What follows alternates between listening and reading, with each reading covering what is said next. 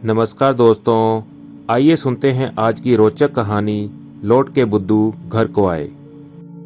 एक बार गोवा के तट पर एक पर्यटक की मुलाकात एक मछुआरे से हुई।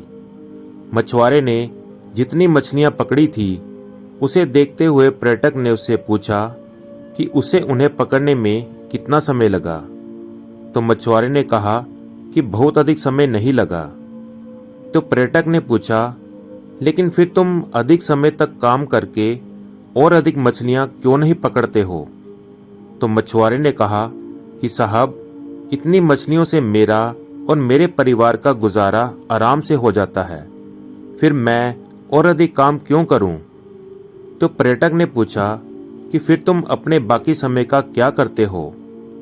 तो मछुआरे ने कहा कि मैं देर तक सोता हूं, मछली खाता हूं और अपने बच्चों के साथ खेलता हूं और अपने परिवार और मित्रों के साथ समय बिताता हूं।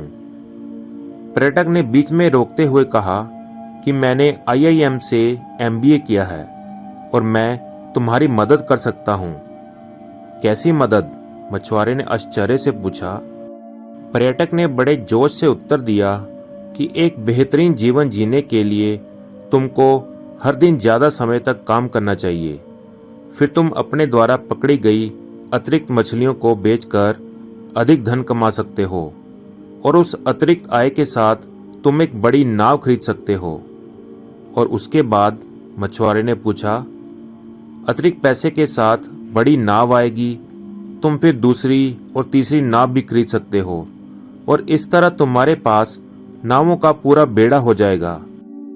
तुम फिर अपनी मछलियों को एक बिचौलिए को बेचने के बजाय सीधे खुले बाजार में बेच सकते हो और शायद अपना खुद का संयंत्र भी खोल सकते हो। फिर तुम इस छोटे से गांव को छोड़कर किसी दूसरे शहर में जा सकते हो। वहां से तुम अपने विशाल व्यापार को चला सकते हो। अच्छा, इस सब में कितना समय लगेगा? मछुआरे ने पूछा। तो पर्यटक ने कहा कि 20 या शायद 25 साल।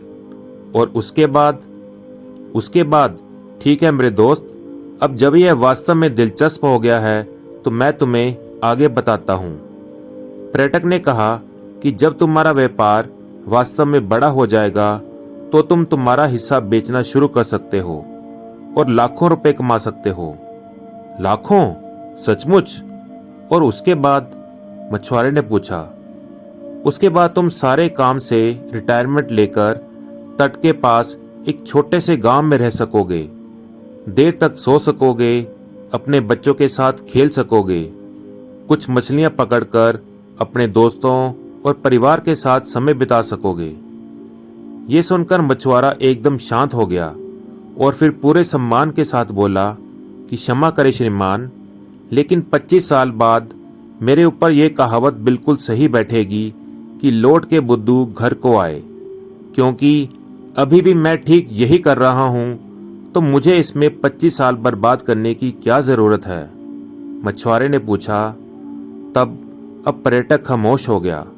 उसके पास कोई जवाब नहीं था।